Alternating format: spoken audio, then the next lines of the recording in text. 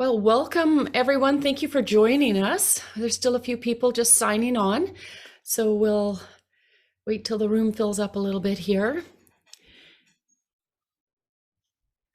Okay, well, we're just going to get right into it. This is going to be an amazing webinar today, and thank you for joining us. And we're looking forward to hearing further from Wendy, who was with us on the last homeschool parent meeting. I'm going to be starting today by bringing up the Action for Canada map of Canada to show you what it is that we're accomplishing across the nation. Every single little maple leaf you see there is an actual Action for Canada chapter. And many of you may have heard me say this before and repeatedly, that we're building communities within communities of like-minded people. And the reason this is so important, of course, is because the power is and the strength is in the communities. The WEF and the UN know this. They have said that municipalities and the trustees are closest to the people. And so, in other words, that they can initiate their devious and tyrannical plans. And so the best way to counter that, of course, is to build up our numbers within those towns and cities and just to take them back. And that's going to be numbers matter. And so we're going to ask every single time I'm speaking, I'm asking people to join us across Canada to join this amazing coalition. Within, if you scroll down a little bit on this page, you will see by province, if you click on a province like British Columbia, for instance, there are all of the chapters. If you click on the link, you can communicate directly with that chapter and get involved. And so we have hundreds of people to vet right now. And like I said, we plan on being in every town and community across this nation. So expect those little dots to grow, all right? It's really, if we look at wars past, and we are in a war, we're not only in a war for the hearts and minds of our children, but we're in the war for the very existence of Canada as a free and democratic nation. So we need all hands on deck. And if you're homeschooling, please don't forget about those parents that have to have their kids in the education system because they can't afford to, or they just don't have the wherewithal to homeschool. By creating these communities, we can bring those types of parents and those children together. We can help love on one another by supporting one another. And that's just a huge initiative that Action for Canada is taking on, and we would welcome you. I know that we're going to, launch this recording afterwards, and to all of our viewers, I hope that you will share this video, that you will join our Rumble page, because there's so many other videos that are critical and important to what is going on in Canada right now. So thank you for your time. And Doris, I will hand it over to you. Good morning. Good morning. It is morning here. I'm in BC, so good afternoon for those of you eastward. And it's exciting. We're going to do a part 2 because there's still so much to talk about homeschooling. And I will introduce our speaker shortly. I am now also going to share my screen and take you to our homeschooling page. And this is our front page of Action for Canada. So if you can see my mouse, I'm at resources, and open that up and scroll down to parent webinars.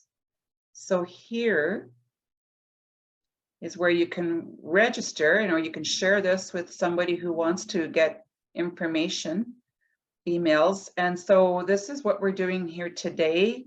If you scroll down here, you can see what we have covered in the last few weeks. So last week we've got Wendy here and her Compass Community Learning Center. We talked about that. There's a link there. And then, of course, the HSLDA. Now, you will see that showing up regularly, which is fantastic, because when you go there, it'll talk about the laws across Canada, homeschool laws. It'll have special speakers, how to get any legal protection if you need that. And then, of course, this one here, the homeschool conferences.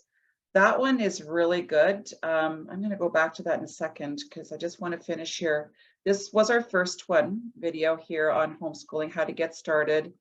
And then we talked about with Peter Stock, he's the president of HSLDA, the Homeschool Legal Defense Association. And he was talking about homeschooling in general across Canada. And then up here was our first part 1 interview with Wendy. So going back to these homeschool conferences, I'm just going to open that up. You will see that many have already just happened. And on the left here is the province. And then it tells you the dates on the right. Now, if you live in New Brunswick, down here, yours is still coming, June 2nd and 3rd.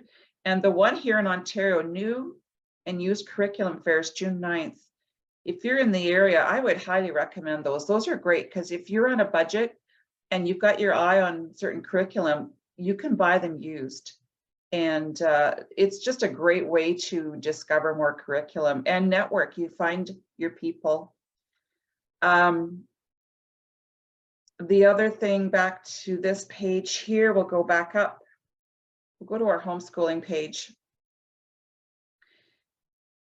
And this link introduces you to my email. It's actually right here.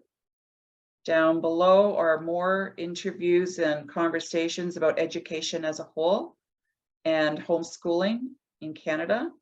So have a look at that. At the top again, if you really want to know about your province, we have a directory set up. And this is great because if it says something like Home Education Association, that's your provincial group. It says that for Manitoba, and like New Brunswick says Home Educators of New Brunswick. So you want to tap into those.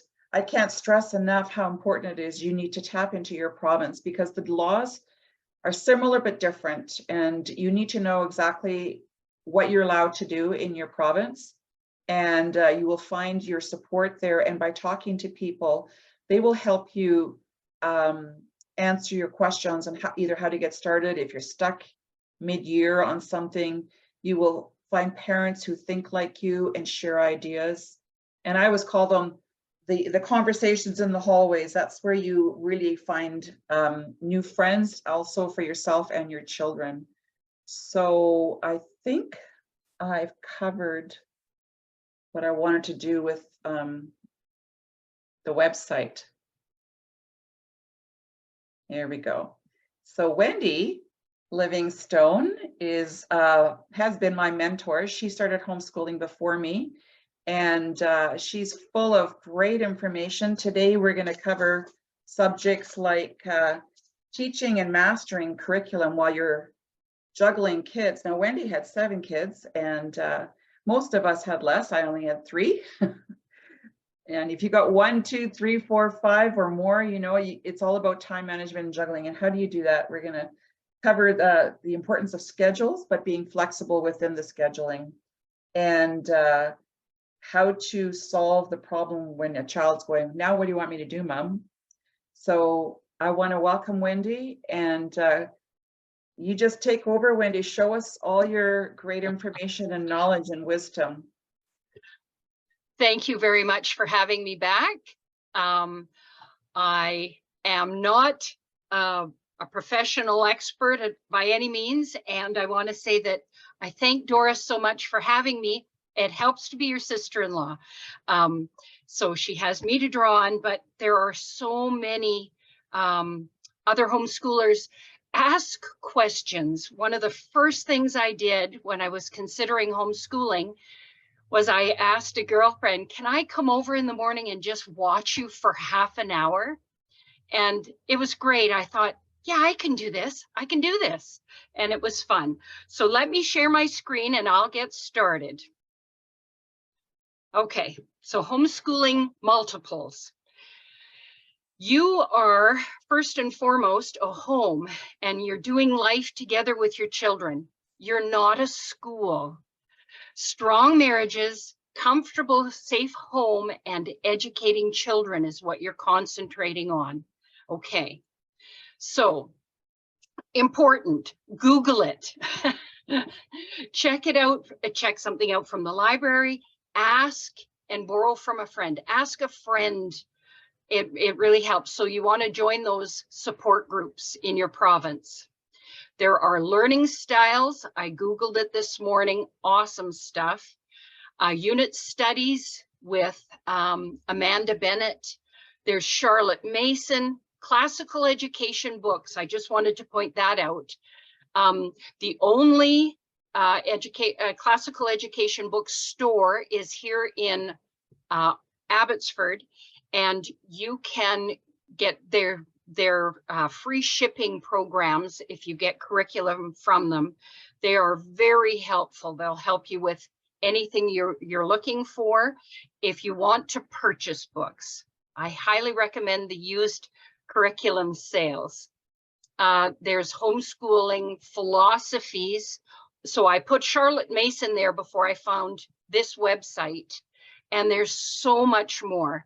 So just briefly, what we're going to talk about is how to schedule. There's tips on copywork, lap books. You can read it there. We'll go over that. I have that at the end too, to see if I've missed anything.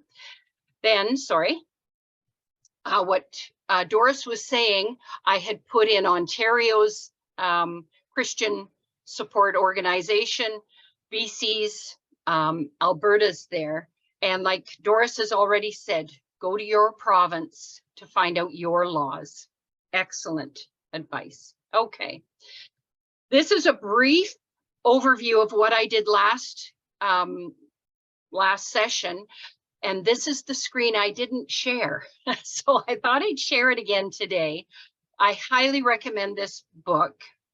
It's a program that I used with all of my kids, and they're on this page. She's got, I think, 6 kids there. Mine went down to 1. Okay, move on. So I'm going to show you a short video in a second, but how do you schedule doctors, dentists, sports practices, ballet? Community offers courses. Take those courses, write it down on your schedule. You don't want to miss anything. Schedule in your field trips, and to be able to go with Dad is really awesome. We found that Dad could take a Friday off now and then, more often than any other day of the week. So we would schedule in field trips. Schedule in anything you need to remember on this wall calendar, and be sure to fit in time with your husband. He's the principal of your school. You want a date night or just a coffee date, and it doesn't have to cost a lot of money. So I'll stop sharing this one, and I will share this one. So, highlights of your life. The idea that you would have a color for mom, color for your kids, and a color for Dad. Dad's important.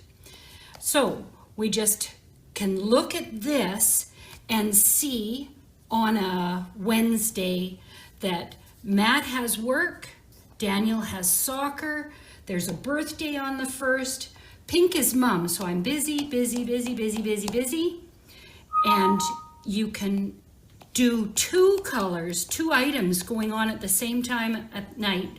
Pink is me, and David still has his hockey. This is my ACHSA meeting and David's hockey, so he's yellow.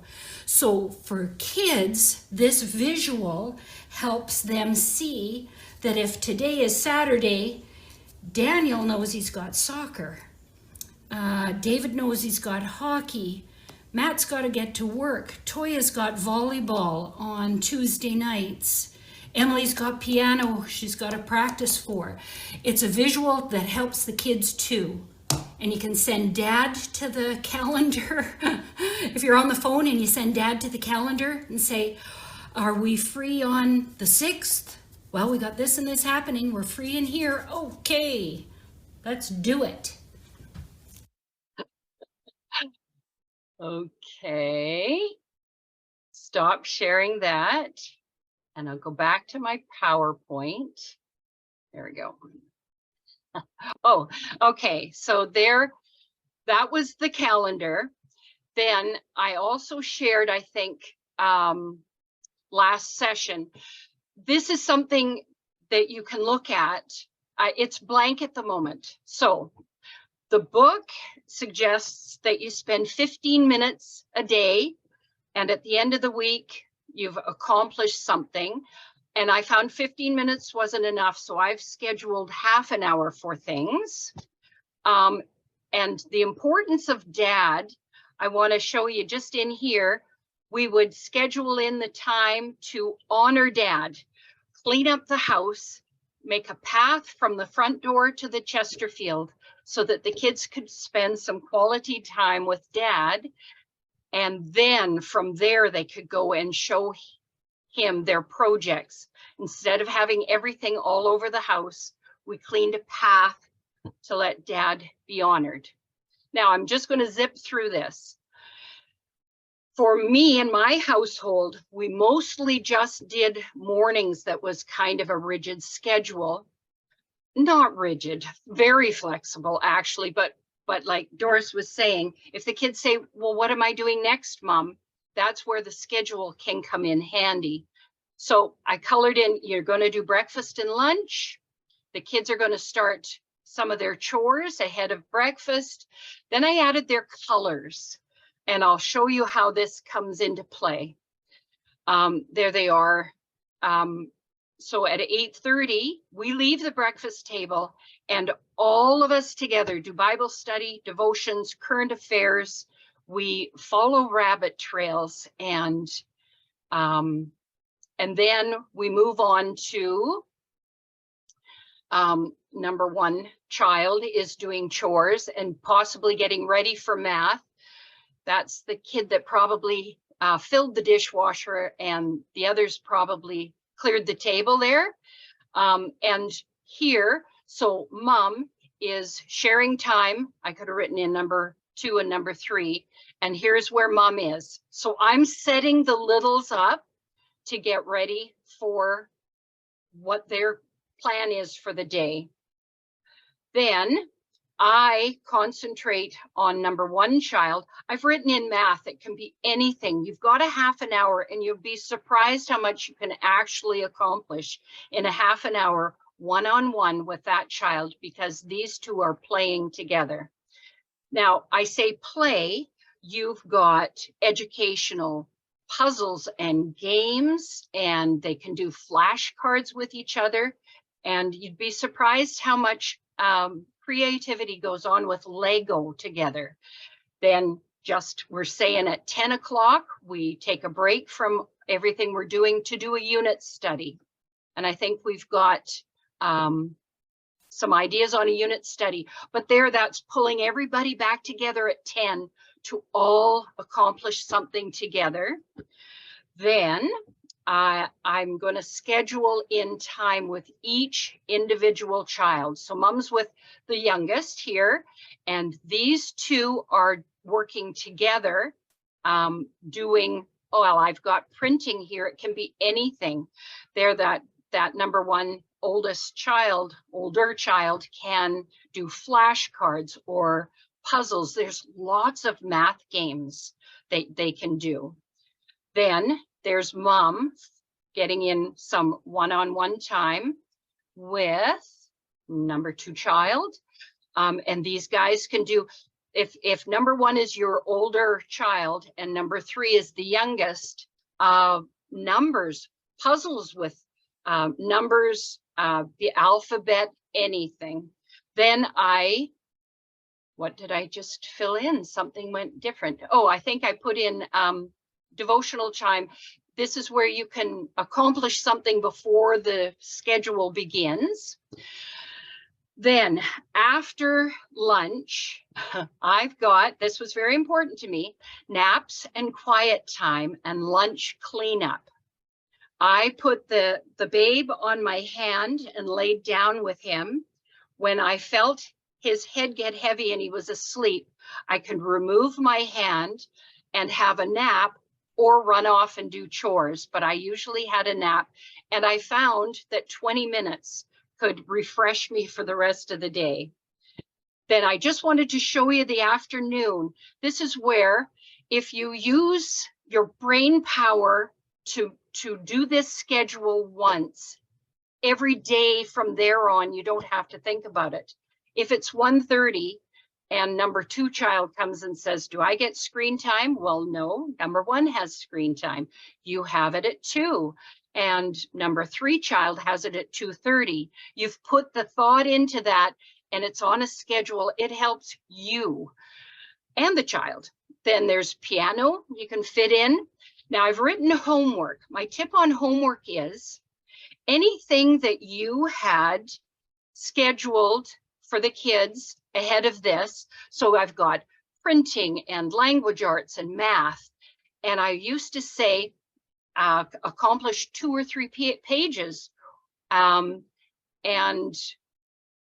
if that was important that they finish that many pages, we called it homework. So they've got lots of time in here before dinner that you could fit in. So I've got mom supervising. That also gives you one-on-one time with some of these kids. You're supervising the piano practice or the lessons. You can keep an eye on the screen time. Plan to go to the library or go grocery shopping. When this number 1 child gets to be about 12 years old, 10 to 12 in BC, they can watch the kids for a little while so you can go to the grocery store. Then this is where I said, I'm prepping dinner and the kids are cleaning up the living room for dad. And I've scheduled in here, this is actually an hour because it goes to 7. Conversations with dad at the table were really important. And then after dinner, you can schedule in, you'll have on your schedule sports if you have to go to a practice or a game. And then I put in here some time with dad. Now it doesn't have to be a full half hour. It's just the way the schedule looks here, but dad puts number 3 to bed, number 2 to bed, and then number 1 goes to bed. And it doesn't have to be this late. You could be putting 15 minutes, would give the child one-on-one time with dad as he reads them a story, prays with them is very important. And then you really, really want to have mom and dad time. Meet with the principal. We enjoyed the hot tub. Some don't have a hot tub, but we made a point of not having phones, no TV, no screens, no computer, and usually no interruptions. And we just needed that time to download. So that's just a quick overview. Copy work.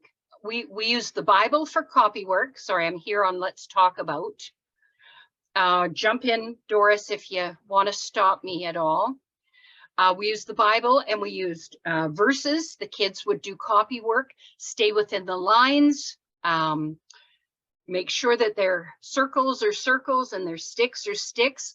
And it really does help when you look at a printing book so that they're making their N a stick and a hump.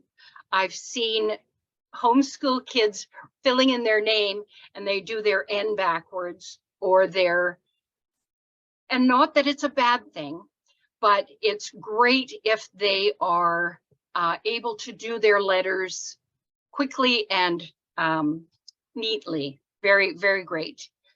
Lap books, if you go online, Google it, oh my goodness, all of these free things, don't think that you have to produce a lap book every week.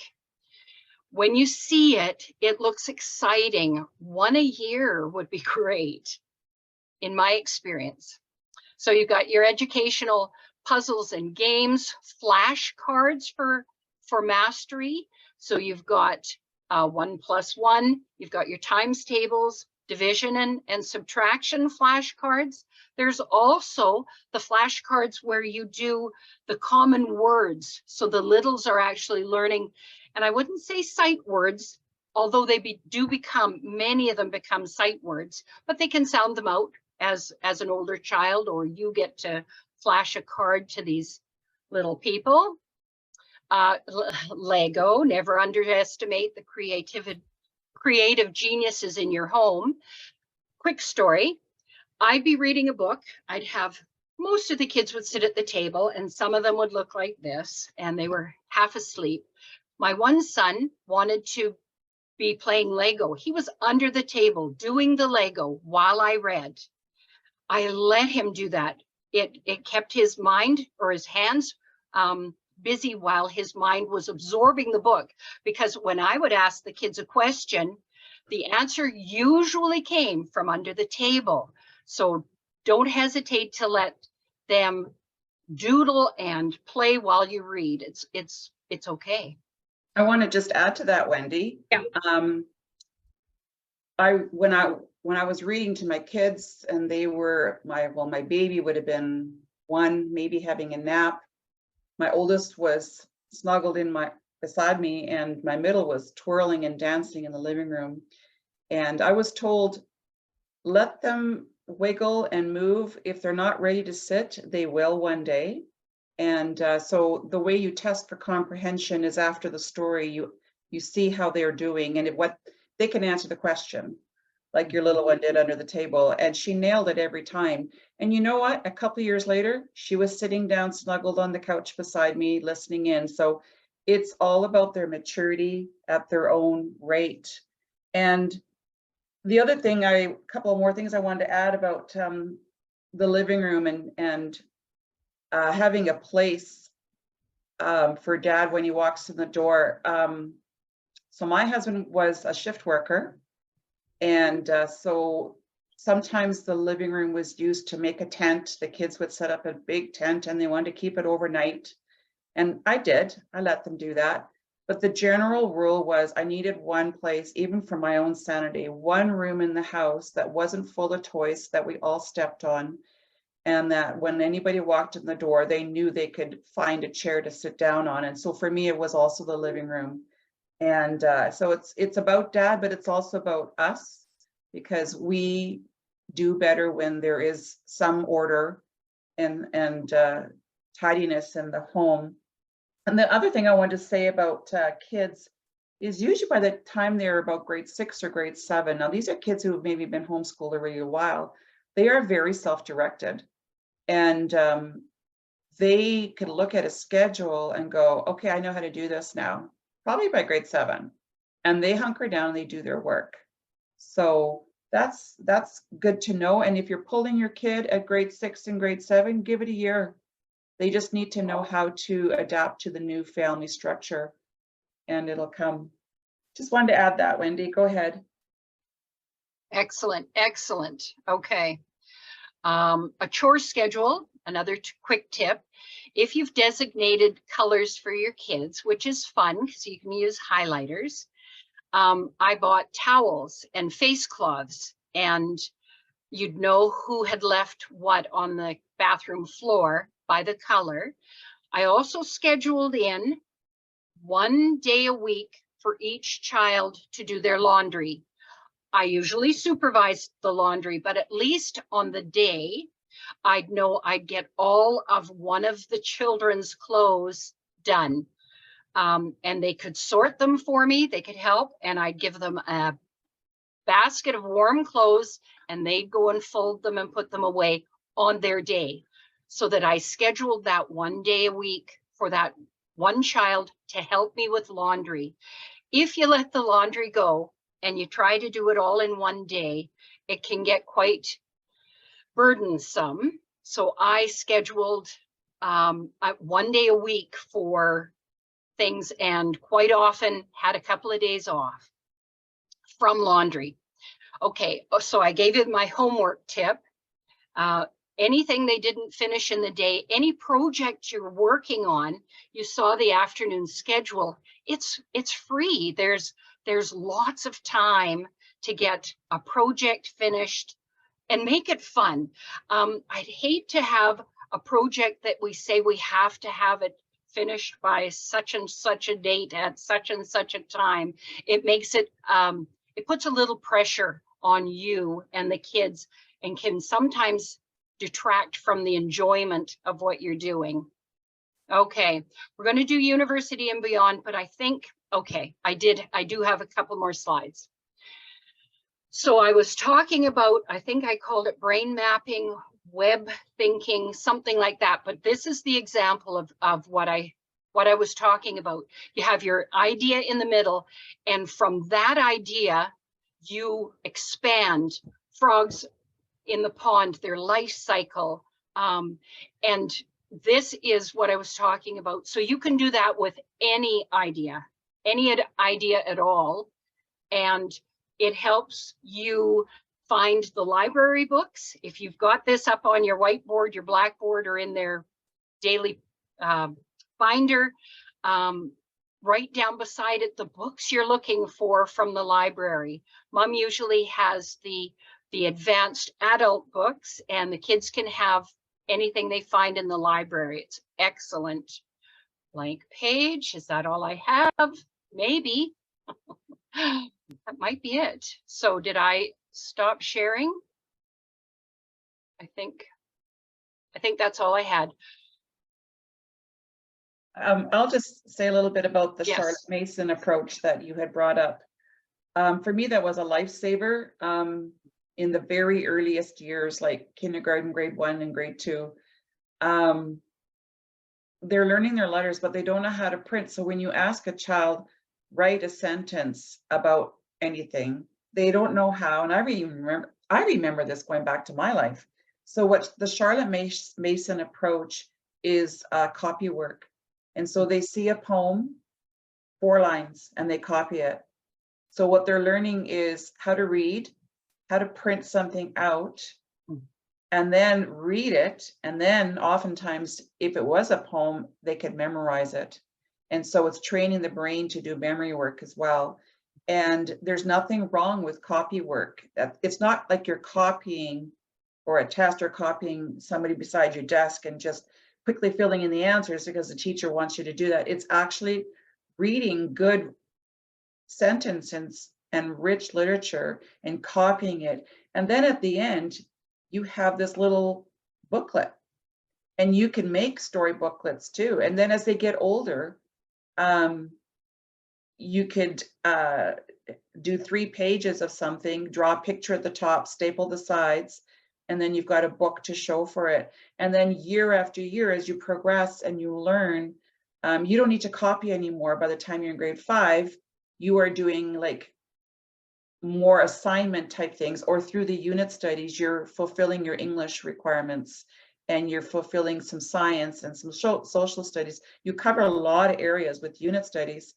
And Wendy and I were talking about this, and one of the things I think we both did was we had this big binder, and we collected all their written work and things that were meaningful, that would matter if somebody from the Ministry of Education came to your door and said, well, what are you doing?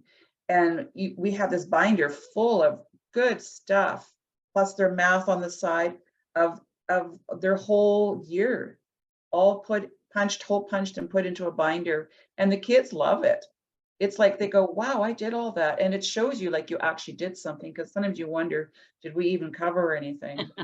And you can see in hindsight, if you save things, you don't have to save everything, but save the good stuff. It actually is rich and very, very rewarding to the child as well. Okay. One of the questions was, how do you actually teach? And what I did was, I'd get a book, whatever book it was that I was interested in. This might be backwards to you. Wholehearted Child by Clay and Sally Clarkson. And I've got it labeled. And usually I have a space where I can open it up and leave it on my desk, and I move to the next thing. Another thing that's in the library, so I found this really helpful, were all of these books, and they go from kindergarten to grade 6. What your kindergartner needs to know. And it is so full of suggestions of things they can cover. If you covered half of this stuff, your kids are going to get a great education. So grade 1, grade 2, and like I say, right up to grade 6. So I wanted to show you that. But the thing was, I found those in the library. And that was helpful. Okay, well, I will answer questions, I guess, because that's as far as I got for my formal presentation.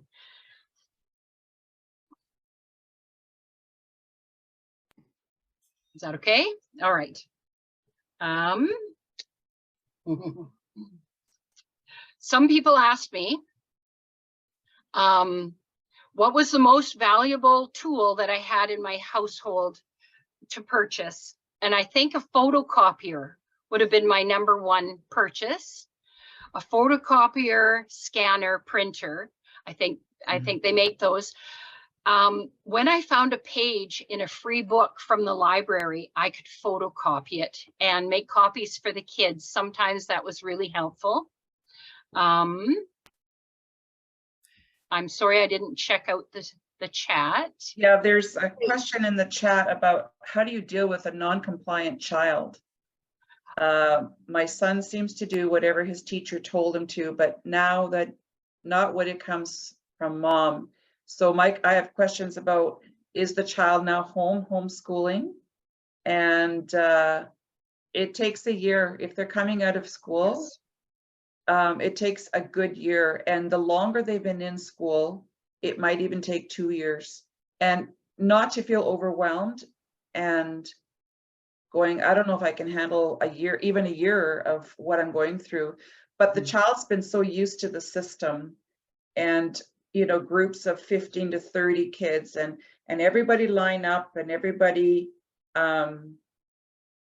we're all going to go outside, and that takes another 10 to 15 minutes. So a lot of time gets used with large groups. And then as the child gets older, they're so used to spending so much time with that one teacher, more time in the classroom than they are at home with the parent. So now it's getting reversed, and now they're spending more time with the child. I would encourage you to just continue being a parent, being fully engaged. Look them straight in the face at sometimes, like look at them and just fully engage in them. It will come, and they need to know you're the teacher, you're in charge, you're the parent. There's got to be a lot of grace in all of that as well. Find the people in your homeschool network who can encourage you and help you. And if there is a husband in life, bring him into the picture. All right. So if there's, I know that some people had a question as well regarding how their child will progress to university or college. How does this cross over, right? So if we could maybe address that question right now, that would be fabulous. Okay, can I start? I'll start there. My girlfriend homeschooled, and she said as early as grade 9, you can put your child, enroll them in a course at your local university or college, community college, and get that under their belt. When they have that as a credit for their grade 9, 10, 11, or 12, wherever you start them, or continue them through those grades, they will have that on their in their portfolio, but then they have a record of having been to the university. When they finish school and want to enroll full-time in the university, they have a record there, and that seems to be a really easy transition to get the kids into university. The girlfriend that I talked to that told me that's how she got her 2 sons into university, she also said that they had experience with writing an SAT or a CAT. Sometimes that's just for the United States, but there is online United States university courses that your children can apply for and be qualified to take. There's online universities, so that is also a way to higher education. Now, I also don't want to leave out the trades, because it would seem that we have a shortage of some of the trades people. Your children can, as mine did, have a job. They were 14 and 15 years old We did our school in the time that they were home, but they also took part-time shifts, and they were getting qualified for many different things. And that is a really great way into a trade. They will have to take university courses for their trades, a lot of them, but when they have the knowledge behind them, they can start those trade schools at a younger age because of the experience they've gathered. I want to just speak to that. How do you get your child to not keep quoting their teacher and understand that mom is in this for them, and how to get them to comply?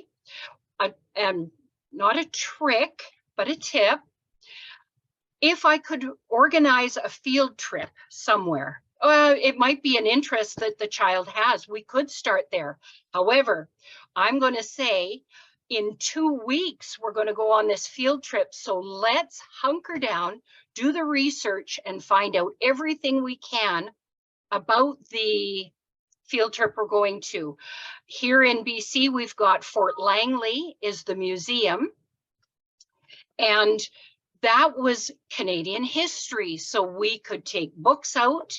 I think there's a place in one of the libraries that even has a bin with clothing and antique things that you can check out of the library. And it's all part of what you're going to do in the field trip. So it's not a bribe, it is exciting them. This is what we're learning at home. This is the culmination of all of our research and fun, and you can have them printing and writing and drawing pictures of history.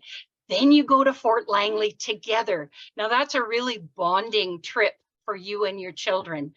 You will see the same things and experience them together. And that is very valuable. And that is actually one of the ways that I got my kids excited to learn. They were going to go on a field trip. We did the fish hatchery. We did the bird sanctuary. We've been down to the VSO. And what that entailed was the kids learned.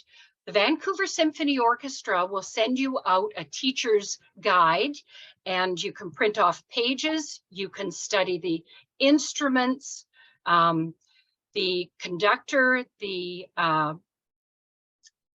fellow that wrote the piece, the Bach and things. Then what we did on that special day, we took the SkyTrain down. Actually, the last time we went, I took my 2 grandchildren who had never been, and we took Grandpa with us.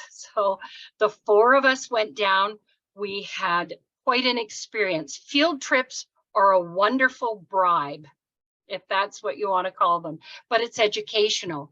And I didn't let the kids just sit on the SkyTrain and, well, I certainly never had a screen time. We looked out the window. We checked things out. I am always very excited. I know that's not everybody's personality, but the kids learn to learn and be excited because I was always excited. Everything was an adventure. A homeschool experience is going to the grocery store and getting a pomegranate. Who's ever seen a pomegranate? And we take it home, and that was our homeschool experience for the day. Just an idea. Sorry, Yeah, I see that. Really great tips. I was just going to continue on a little bit more about the whole university thing. I know that weighs heavy on a lot of parents. And I was talking to my oldest daughter about this because she went to university, and I talked to my sister about it too, because she homeschooled her kids in Ontario. And we both agreed you really need to be plugged into your local provincial homeschool association to understand what the credentials are, whether it's university or a trade school. And that doesn't necessarily mean they're going to be going to a school in their own province. So like my sister's kids ended up going to Trinity Western University in British Columbia. But what we did notice in our conversation was there are some core foundational subjects, and it could be 6, it could be 4, but it would be like, it's always English 12, a math 11, and then in BC, it would be another high academic grade 12, so history 12 would be something I would have chosen. And then some electives, and again, you need to know what the requirement of the school is. And a lot of universities love having homeschool kids, and they have a homeschool department, and they will have a contact person there. And they've seen homeschool kids now for 25 years, so they're familiar with answering questions. And so I would contact the different schools that you're looking at and ask them what their requirement is. So going back to my daughter, she took 6 courses at the local college here and wanted to transfer into UBCO. And she didn't have enough just courses. Her grades were good, but she needed more courses. So she wrote them a letter and told them why they need her. And they went, oh, what a great idea. We want this kid. So she got in, and she was able to make up those classes at the university. And so there is that element as well.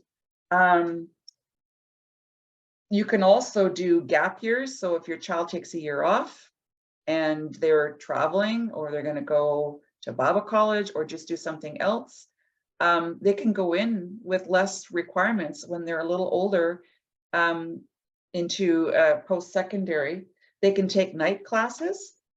We all know students who end up having to redo math or English to get into a certain program. My nephew wanted to get into, what do you call it? Anyways, a program at UVic, and he needed to take a year and upgrade. And this is coming out of public school. And he was a good student, but he still needed to upgrade. So these are things you can actually watch for even earlier on. So if they're bent towards doing a trade, and you know they're going to be just, that's it. They want mechanics, and they're going to go down that road. Why not already start a college course when they're 17? You can do that. You're allowed to do that. They'll take kids at 17 and do some electives on the side and start building what we call a portfolio. And I know kids who never got an official transcript, but they had a beautiful portfolio of everything they've gathered in their homeschool life. So good grades helps, but it's not always the only way, because it's who they are and what they become at the end of their education. In BC, grade 10, 11, 12, we call it the grad year. These are the most important years to focus on. Everything else before that is just helping them become better writers, strong thinkers, good at math, generally good at math. And you talk about money and they're all in. So, we always talked about, well, how does this relate to, your bank account and if you had a job and you were setting goals for yourself. And so that's how you can incorporate math if they don't like math. Students can also start at the college and do 1 year, 2 years, and then transfer into university if that's their destination. Sometimes college is a better start. It's not so overwhelming and not as demanding. So that's something to consider. And I guess the other thing is they need us. These schools run on money as well, and they need students as well. So your child, if they're motivated and you give them some guidance by grade 9, they can get there. And if they need an extra year, that's okay. We don't have to fit exactly in this formula. Going back to my nephew, he was public school, and my brother and his wife purposely held him back at kindergarten because he was a November kid. And so they waited another year for him to be more emotionally mature. And then he excelled all through school. So he was 1 year older than his peers, but he graduated strong. So these are little things to think about, and it's okay. It's always okay. We also know people who go get a job for 5 years, 6, 7 years. My son-in-law is one of them. He was in the military for several years, and then after he got married, then he went and got a degree. You know, so we don't know what our kids are going to do, but we do want to prepare them to be their best when they leave the home. And there's lots of things, lots of tools. Again, plug into your support group.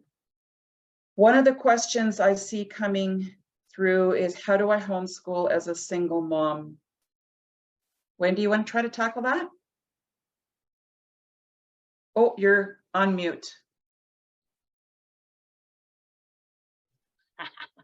Okay, we had a single mom.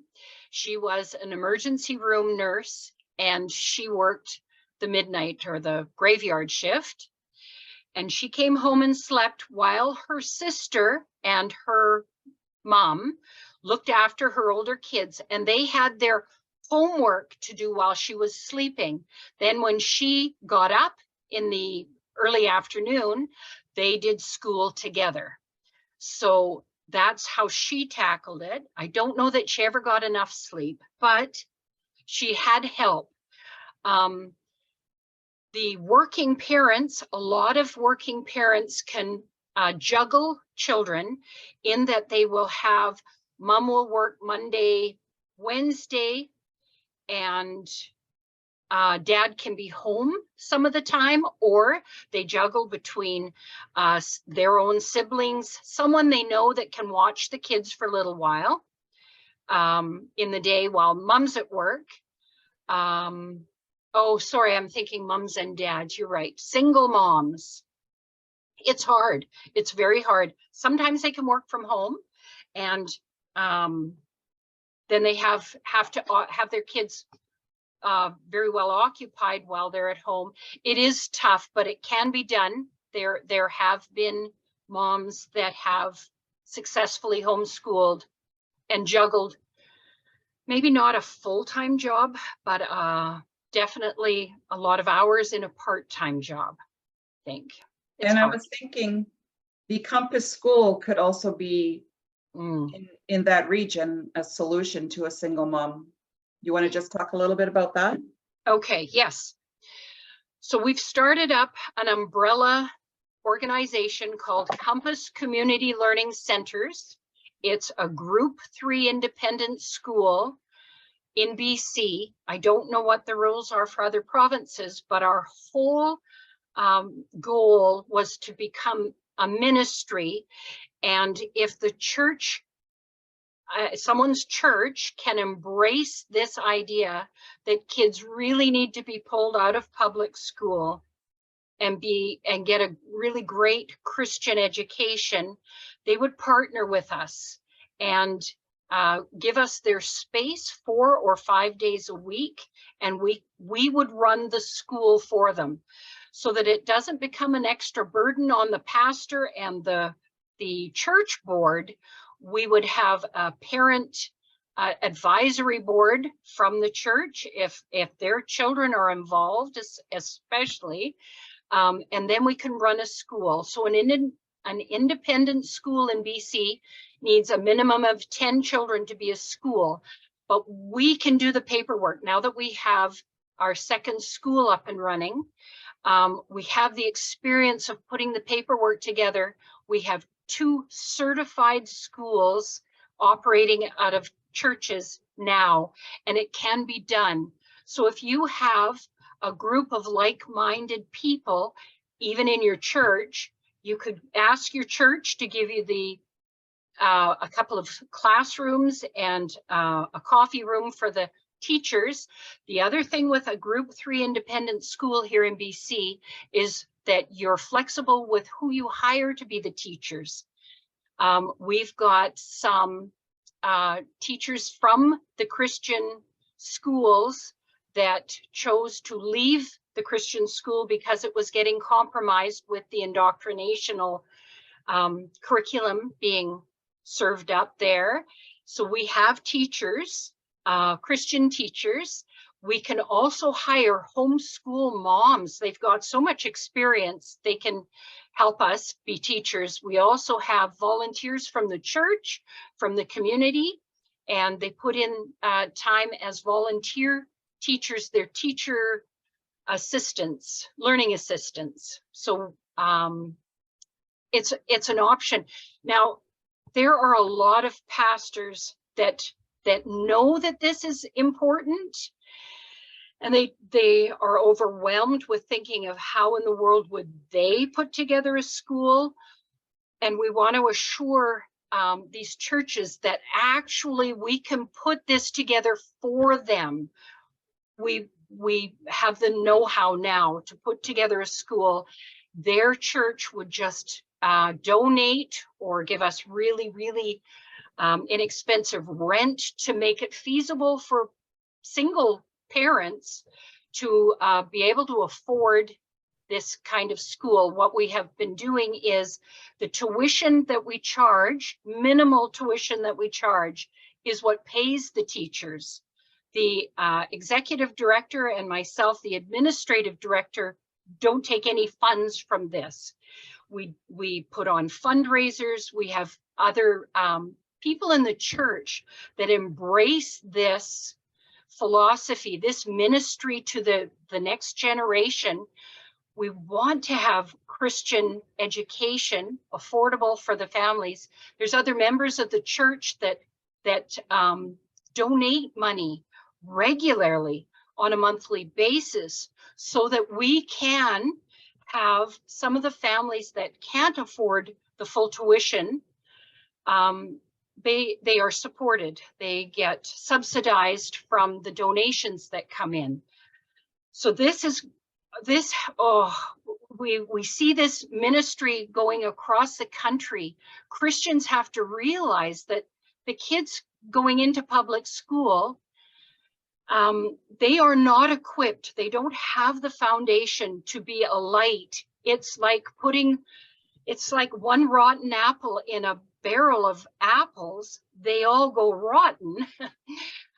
We want to keep our Christian kids having their Christian education. Home is awesome. A Christian school. Well, one of our independent schools would be the safest place.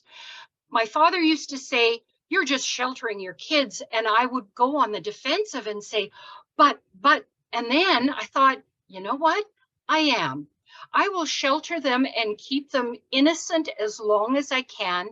They live in the world. It all comes flooding in. But right now, we want to give them the Christian foundation and a loving home first. Mhm. Okay, well, thank you, Wendy, for that. And what Compass is doing is amazing. I think, is it 2 or 3 churches have launched this program already, right?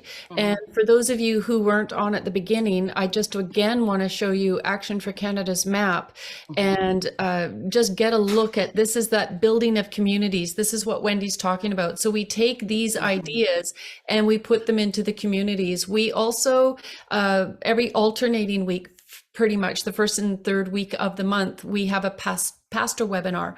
And within these chapters, they have teams that are going out to pastors within their community, speaking with them and asking them if they would consider opening up their facility, one, to support an Action for Canada chapter.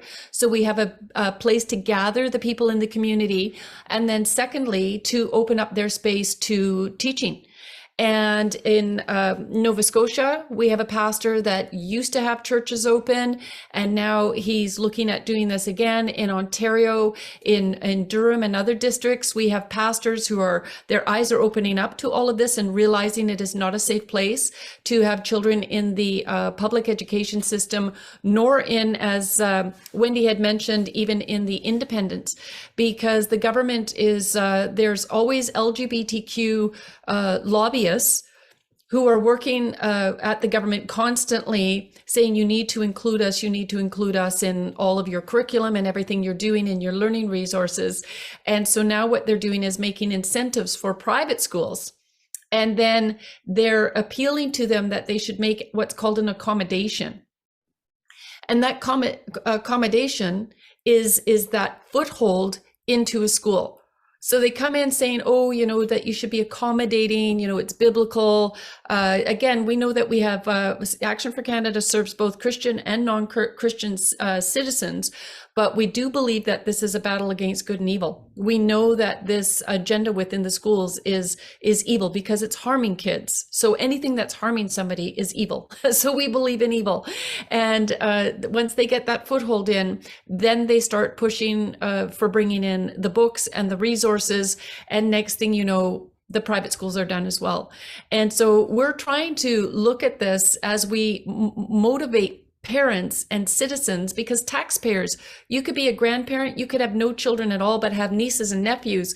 You should be involved in this. You're paying the taxes that are completely financing this whole LGBTQ agenda. And we're not talking about the gay and lesbian community. We're talking about the radical sex activists who want to have access to our kids. And multi-millions of dollars, our tax dollars, is funding all of this. It's got to stop. And the one thing that we can do is try to help facilitate that by motivating parents to pull their children out of school, and then they lose funding.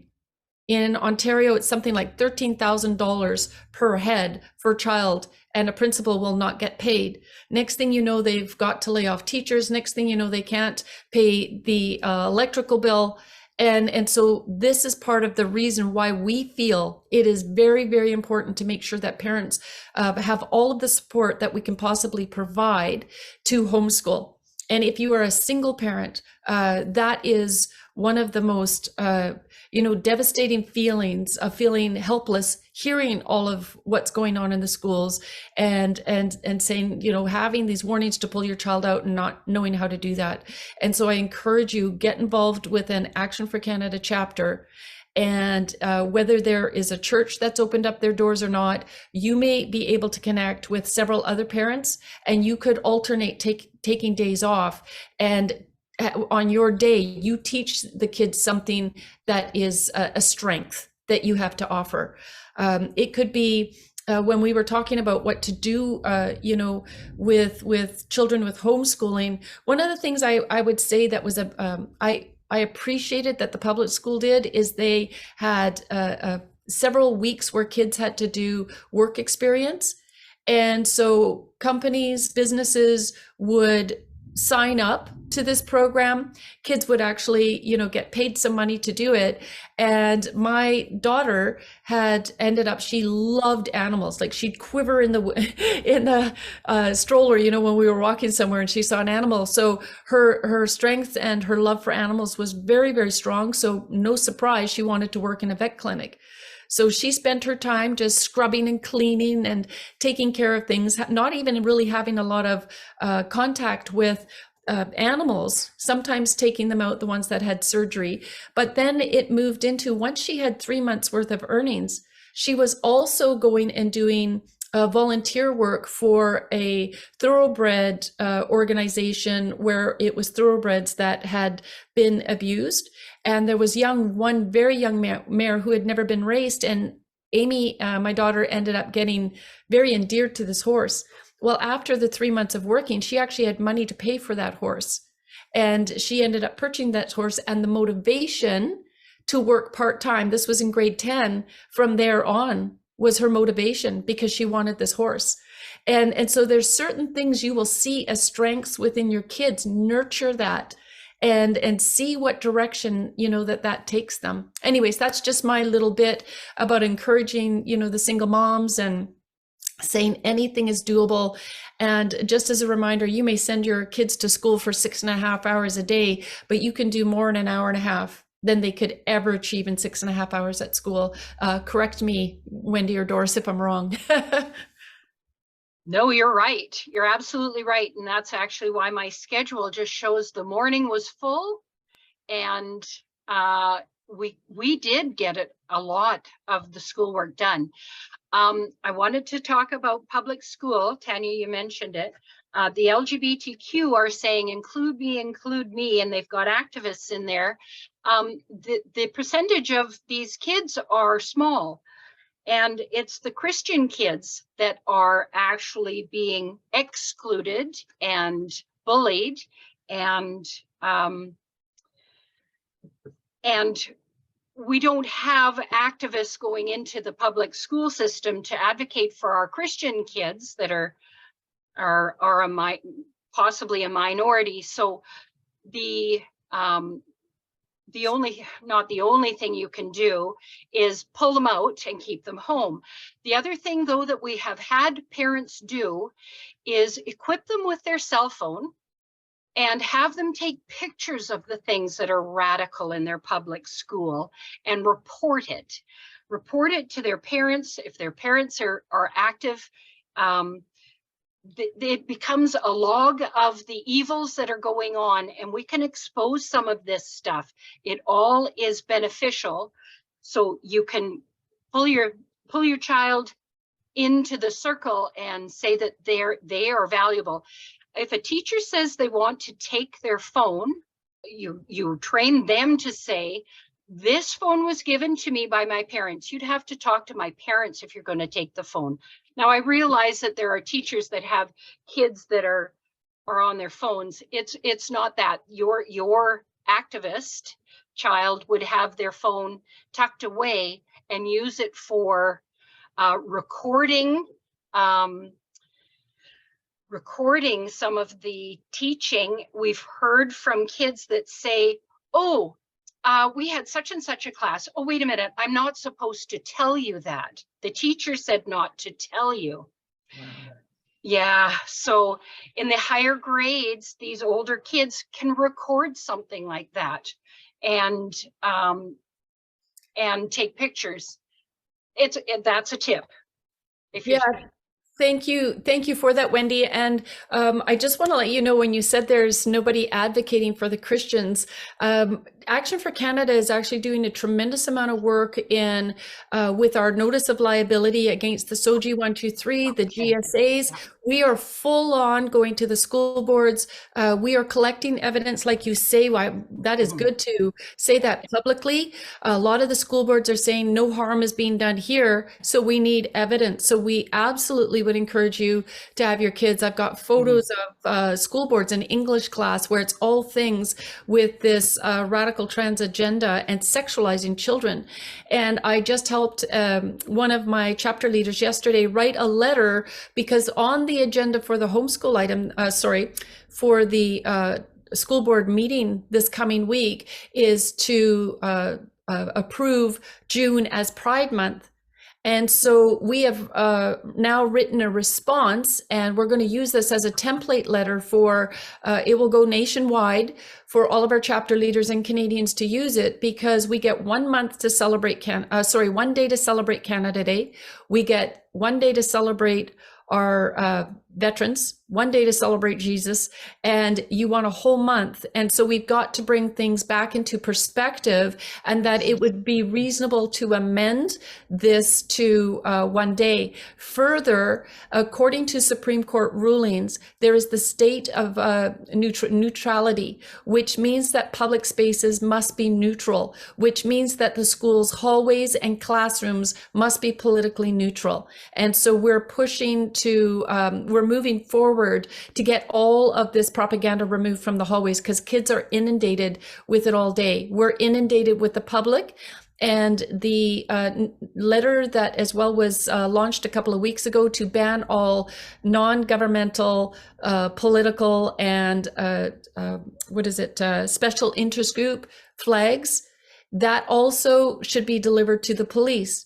The police are to be politically neutral. So having a flag on anything is not permitted. All right. That's a political statement. So lots of work is being done there for the encouragement.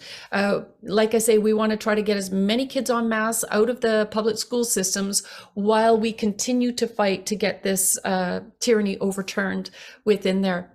All right. So Doris, where would you like to go? It's 11:15. Yeah, there's 2 more questions I just want to address, and then I just want to talk about the survey. So One question that was asked was, if I'm moving from another province, do I follow the old province's rules?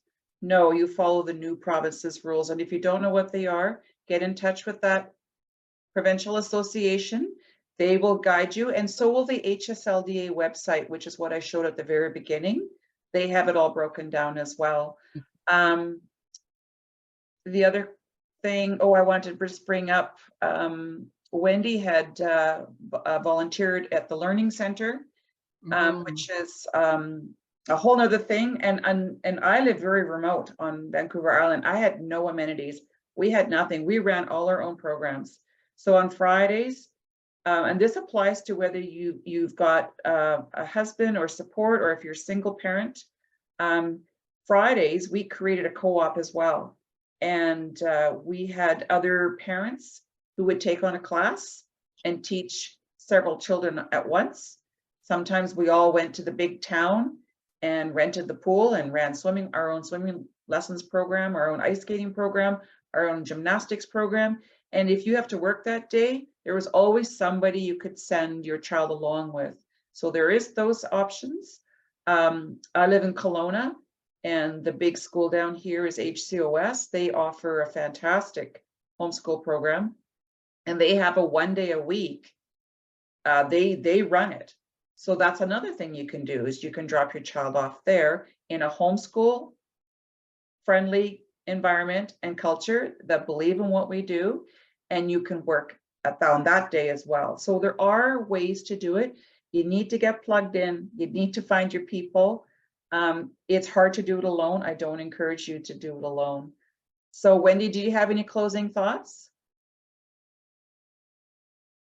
All valuable information. Awesome. No closing thoughts.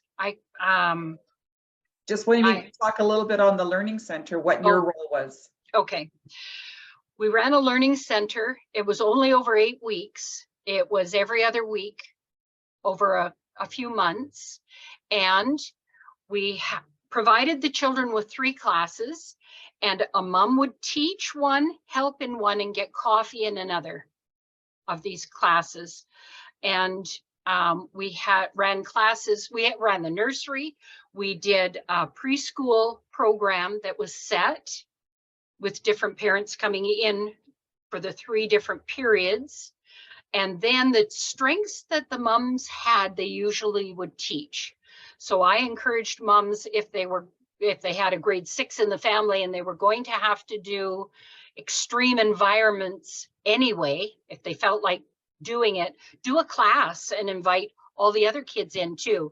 It's so she would teach that, help someone. When you're helping someone in a class that they're providing, you learn from them, and you can help. We moms don't usually come equipped to handle 5 or 10 children of your child's age. We've got a family and they're all different ages, but this was great experience. Also, for the mom that said that the teacher used to tell him everything, he only believed in the teacher and didn't believe in the mom. Having a co-op where you teach a group of children, those other children, maybe not your own, but the other children go, wow, and they learn, and they've got their eyes on you, and your child sees that, oh, my mom is valuable. So part of homeschooling is having your children look to you for the answers. And you don't have to have all the answers, but you teach them how to find the answers. You help them. As you find answers, you help the children learn to learn. So true. And, as I said earlier, when you start them younger, they become independent learners, usually by grade 7. They're highly motivated because they want to get the schoolwork done by lunch. They're freed up to do other structured activities. I lived in a town where it was a tourist town, so my kids were the first to get the jobs in the afternoons, around April or so. So yeah, just to keep that in mind. So I'm just going to quickly share my screen and go back to our main website here. And let's see if I can do this. I wanted to show you, we have a little survey that some of you might have done already last week. We just want you to see when you go down. So I don't know if you followed me. I went to resources, down to parent webinars, and right in here is the link. Really short. It should only take you 2 or 3 minutes tops, because we just want to make sure we find the best suitable time to present, which we will change the time in the fall. We've got 2 sessions left for June, and then we're taking July off, and then, well, we're going to actually start up again in August. So if you've got any topics or suggestions, we welcome your feedback there. So when we close this session, just take a minute and go in there and give us some of your feedback. So thank you, Wendy, for sharing your knowledge and experience. And I know we've all taken a lot in. And remember, you can all find this recorded. Maybe by the end of the week, it'll be on our website. If you want to find some of her charts and links that she had there, you can go back and find that. And I can't emphasize again, get connected through your provincial homeschool group. They will find a local community in your area, and then you will find your like-minded friends and parents to share ideas and try different curriculums, and you will find your support that way. Thanks, everyone. Tanya, did you have any closing comments? Nope, that's it. Thank you again, Wendy, for joining us for 2 sessions. I think that was incredibly valuable information, and we look forward to seeing everybody in a couple of weeks. Thank you very much for having me. Thank you. Bless you. Thank you. Bye-bye, everyone.